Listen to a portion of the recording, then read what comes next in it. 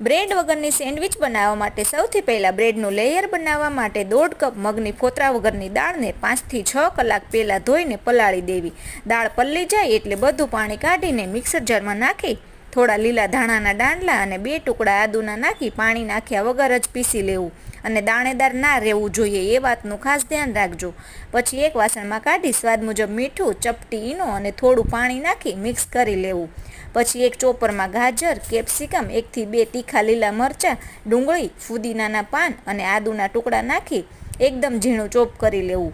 તમને પસંદ હોય એ શાકભાજી તમે નાખી શકો છો. ઉપરથી લીલા ધાણા, સ્વાદ મુજબ મીઠું, અડધા લીંબુનો રસ અને કાળા મરી પાવડર નાખીને બરાબર મિક્સ કરી લેવું.